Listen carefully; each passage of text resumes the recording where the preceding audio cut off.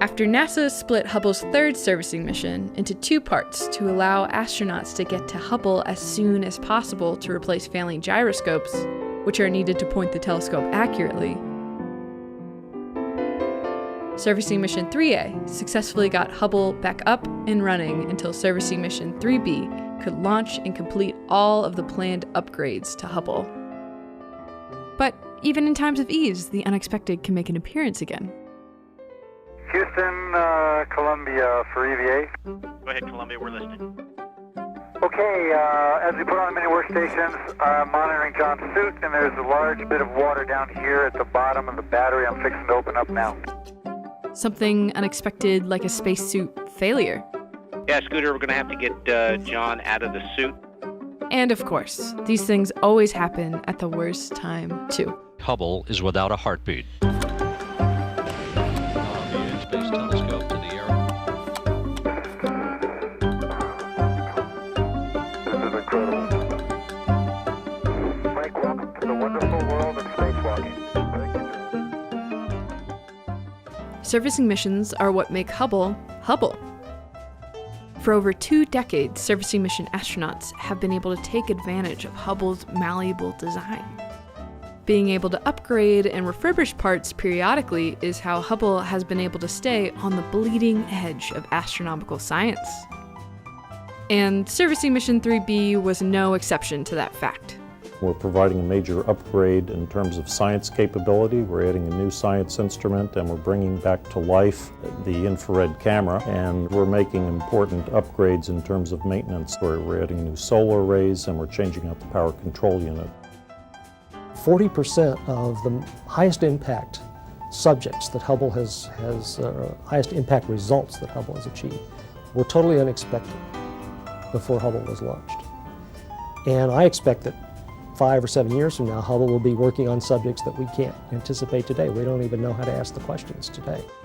And with the anticipation of those unknown discoveries building, Servicing Mission 3B was scheduled to launch in the spring of 2002, ready to make its mark on the stars.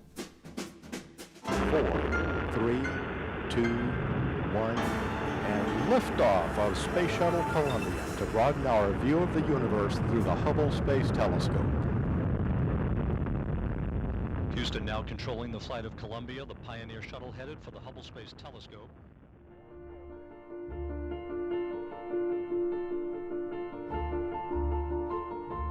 Houston, we have Hubble on the arm. With the Hubble Space Telescope fully grappled, it was time to get to work. This servicing mission was going to encompass a wide range of upgrades and improvements, so every minute of this 12-day mission was meticulously planned in order to complete the 5 scheduled spacewalks. First up, replace the old solar arrays with the new and improved version 3 of the solar array system. These new solar arrays were rigid and didn't roll up like previous designs. Being more robust, it made Hubble's power intake increase by about 20 to 30%. Solar Array 3 has passed its functional test and ready to support. Next on the list, replacing the power control unit. This is Hubble's power switching station, responsible for distributing all the electricity generated by the arrays and batteries and sending it to the other parts of the telescope. And in order for the power control unit to be replaced, it required Hubble to be completely powered down for the first time. And one of the cardinal rules in the business of space is if it's working well, don't turn it off. During the systematic shutdown process, astronauts John Grunsfeld and Rick Lenehan were suiting up to tackle the next spacewalk. However, John's spacesuit began to take on water from the liquid coolant system. Not the most ideal situation to happen right before stepping out into the cold void of space. With only a certain amount of time to react, since parts of Hubble were already shut down, Grunsfeld's crewmates quickly resized another spacesuit in order to get the spacewalker out in time before the whole spacewalk had to be canceled. And a late but hopefully powerful start. With things back on track, the heart of Hubble, the power control unit, was successfully changed out after a meticulous 7-hour spacewalk.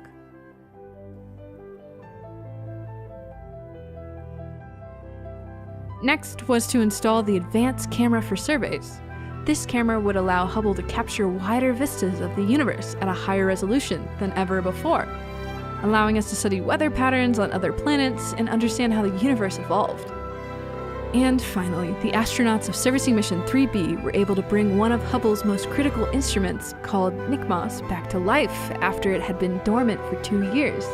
They achieved this by installing a cryocooler for its infrared detectors, once again unleashing Hubble's power to peer into the invisible infrared universe.